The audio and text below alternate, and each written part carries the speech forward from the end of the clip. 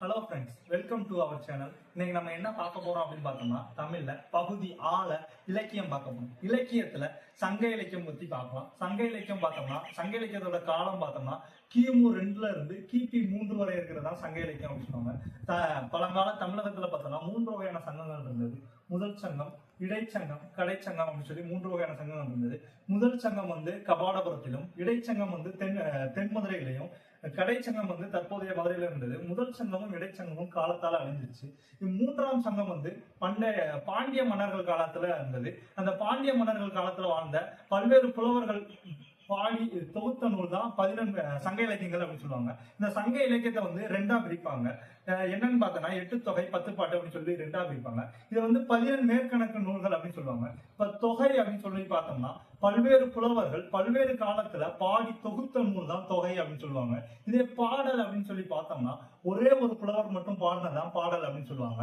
இப்ப பார்த்தோம்னா சங்க இலக்கியம் அப்படின்னு பார்த்தோம்னா என்னன்னு பார்த்தோம்னா பண்டைய காலத்துல வாழ்ந்த மக்களோட அன்றாட நடைபெறும் நிகழ்வுகளான வணிகம், போர், அறம் போன்றவற்றையெல்லாம் குறித்து பேசுறதா சங்க இலக்கியம் அப்படின்னு சொல்லியிருப்பாங்க. இந்த சங்க இலக்கியத்துல இப்ப நம்ம வந்து 8 தொகை பிரித்து பார்க்கலாம். 8 தொகை பார்த்தோம்னா நற்றிணை, நல்ல குறுந்தொகை, ஐங்குறுநூறு, ஒத்த பதிற்று 10, ஓங்கு வரிபாடல், கற்றறிந்தார் ஏத்தும் கலியோடு, அகம் புறமென இத்திரத்தை 8 தொகை அப்படின்னு சொல்லி ஒரு பழம்பாடல் சொல்லுவாங்க. இப்ப இந்த 8 தொகை நூல்ல வந்து அகம் சார்ந்த நூல், புறம் சார்ந்த நூல் சொல்லி 2ஆ பிரிப்பாங்க. இப்ப அகம் சார்ந்த நூல் அப்படின்னு சொல்லி பார்த்தோம் அப்படின்னா ஒரு இரு நபர்களுக்கு இடையே நடக்கக்கூடிய அகவாழ்வு, அதாவது காதல் சம்பந்தமான அதை பத்தி கூறுறதா அகவாழ்வு, அகநூல் அப்படின்னு சொல்லுவாங்க.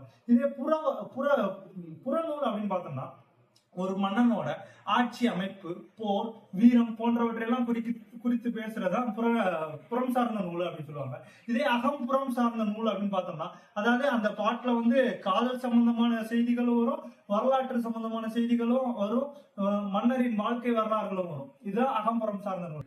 8 தொகை நூல்கள்ல அகம் சார்ந்த நூல்னு பார்த்தோம்னா நற்றிணை, குறுந்தொகை, ஐங்குறுநூறு, கலித்தொகை, அகநானூறு, இதெல்லாம் இந்த 5மே அகம் சார்ந்த நூல். இதுவே புறம் சார்ந்த நூல்னு பார்த்தோம்னா புறநானூறு, பதிற்று 10, இது 2மே புறம் சார்ந்த நூல். இதுவே அகம் புறம் சார்ந்த நூல்னு பார்த்தோம்னா பரிபாடு.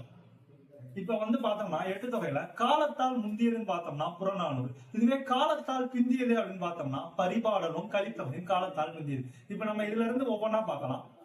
இப்ப 8 தொகை நூல்ல முதலாவதாக அமையப்பட்ட நற்றிணை குறித்து பார்க்கலாம். நற்றிணைய நன்மை கூட்டல் திணை அப்படின்னு சொல்லி பிரிப்பாங்க. இதோட அடிவரையறைன்னு பார்த்தோம்னா 9 to 12.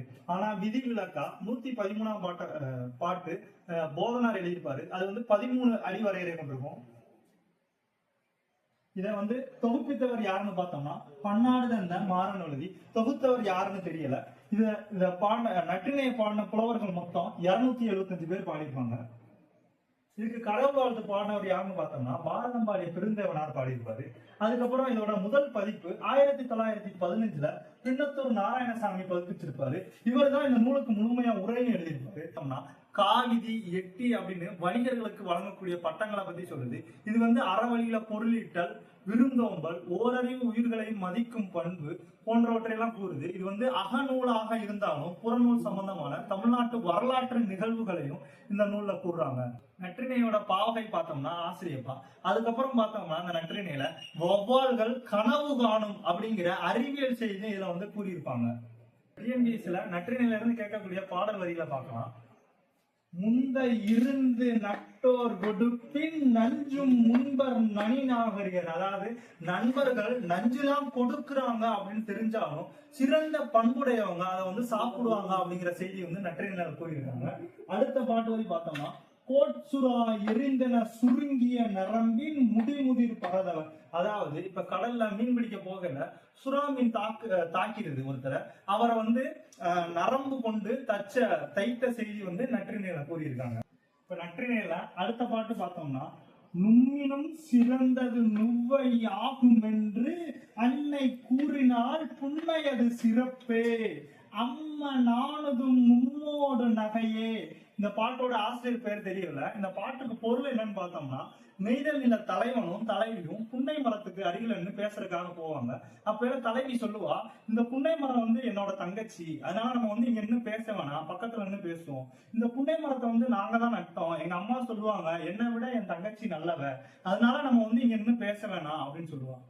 இப்ப நற்றினில அடுத்த பாட்டு பார்த்தோம்னா, பிரசம் கலந்த வெண்சுவை தீம்பால் விரிகதிர் பொற்களத்து ஒருகை ஏந்தி, அதுக்கப்புறம் பார்த்தோம்னா ஒழுகு நீர் நுணங்கரல் போல பொழுது மறுத்து உண்ணும் சிறுமது கையாலே. இந்த பாட்டை போதனார் எழுதியிருப்பாரு. இது 110ஆம் பாட்டு. பிரசம் அப்படின்னா தேன், வரன் அப்படின்னா வறுமை, கொழுநன் குடி அப்படின்னா கணவனுடைய வீடு. இந்த பாட்டோட பொருள் பார்த்தோம்னா, தலைவி சிறு வயசுல செவிலித்தாய் வந்து தேன் கலந்த உணவை பொற்கணத்துல வச்சு கொடுப்பாங்க. ஆனா தலைவி வந்து சாப்பிடாம அங்கிட்டு இங்கிட்டு ஓடுவாங்க. ஆனா இப்ப வந்து ஒரு வறுமை மிகுந்த கணவனை கல்யாணம் பண்ணியிருக்காங்க. அவங்க வீட்டுல வந்து ஒரு வேளை விட்டு ஒரு வேளை தான் அவங்களுக்கு வந்து சாப்பாடு கிடைக்குது. தான் தந்தை வீட்டுல கிடைத்தத நினைக்காம இங்க கிடைக்கிறத வந்து அதாவது ஓடுகின்ற நீர்ல வந்து நுண்மணி இடைவெளி இருப்பது போல கணவன் வீட்டுல கிடைக்கிற அந்த ஒருவேளை சாப்பாடை அவ எப்படி பெருமிதமா கொள்கிறா, இது இவைக்கு எப்படி தலைவி கிட்ட இந்த இல்லற வாழ்வு கிடைத்தது அப்படிங்கிறது ஒரு வியப்பா இருக்கு அப்படின்னு சொல்லியிருக்காங்க. சென்னையில மொத்த அடிவரையறைன்னு பார்த்தோம்னா 9 to 12. ஆனா விதிவிலக்கா 13 அடிவரையறை கொண்ட போதனார் எழுதுனா ஒரே ஒரு பாட்டு தான் இது. எட்டுத்தொகை நூல்ல இப்ப அடுத்து பார்த்தோம்னா குறுந்தொகை.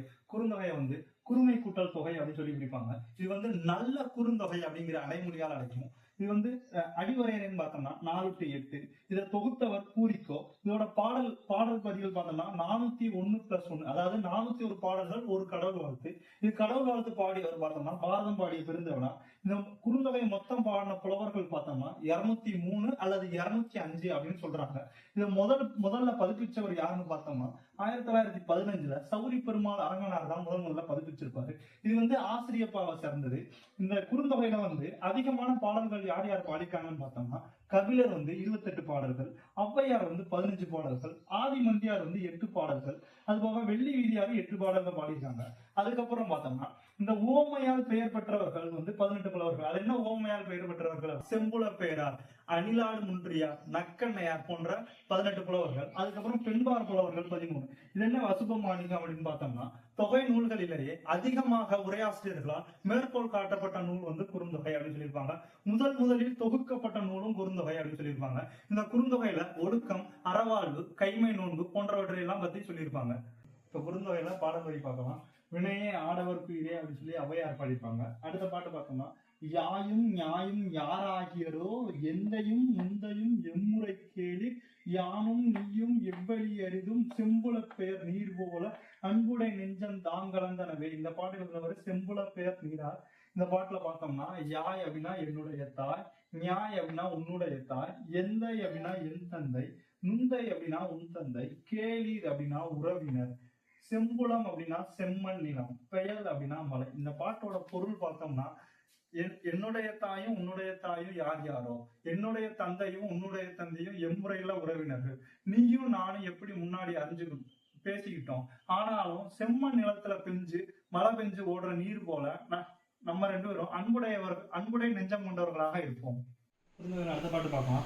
நசை பெரிது உடையர் நல்களும் நல்குவர் பிடிபசி கலைய பெருங்கை வேலம் மென்சினை யாம் பொழிக்கும் அன்பின தோழியவர் சென்றாரே. இந்த பாட்டை பாடினவர் பாலை பாடிய பெருங்களுக்கோ. இந்த பாட்டோட பொருள் பார்த்தோம்னா, தலைவி கிட்ட சொல்றா, தலைவன் வந்து உன் மேல அன்பா இருப்பான், அவன் வந்து பொருளீட்டுவதற்காக வெளியூர் சென்றிருக்கான், அவன் வந்து வெளியூர் போகையில பெரிய வந்து யாமரத்தின் பட்டையை உரித்து பெண் யானையின் பசியை போக்கும் ஆண் யானை, இதை வந்து தலைவனும் பார்ப்பான், இது வந்து அவனுக்கு வந்து உன்னை ஞாபகப்படுத்தும், எனவே தலைவன் உடன் விரைந்து வந்து அன்புடன் இருப்பான், நீ வருத்தம் கவலைப்படாமல் இருப்பாயாக. குறுந்தொகையில அடுத்த பாட்டு பார்க்கலாம்.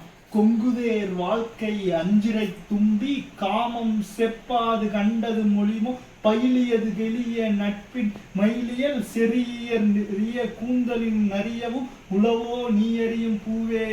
இந்த பாட்டு எழுதுனது இறையனார். இந்த பாட்டு வந்து தலைவன் கூற்றா அமைஞ்சிருக்கு. அதாவது தலைவன் வந்து ஒரு வண்டுகிட்ட கேட்கிறான், என் தலைவியோட கூந்தல் வந்து மனம் மிகுந்தது, அந்த தலைவியின் கூந்தலை விட மனம் மிகுந்த பூவை நீ பார்த்திருக்கியா அப்படின்னு சொல்லி தலைவன் வந்து வண்டுகிட்ட கேட்கிறான். இந்த பாட்டு வந்து திருவிளையாடல் புராணத்துல தருமிக்கு பொற்களி அளித்த புரளத்துல நக்கீரர் பாடியிருப்பாரு.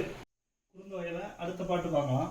யாரும் இல்லை தானே கல்வன் தானது பொய்ப்பின் யானவன் செய்கோ திணைத்தால் என்ன சிறு பசுங்கானல் ஒழுகு நீரால் பார்க்கும் குறுகு முண்டுதான் மணந்த ஞான்றே. இந்த பாட்டு எழுதினவர் கபிலர். பாட்டோட பொருள் பார்த்தோம்னா, தலைவனும் தலைவியும் வந்து கூடி இருக்கையில தலைவன் சொல்றான், நான் உன்னை திருமணம் செஞ்சுக்கிடுவேன் அப்படின்னு சொல்றான்.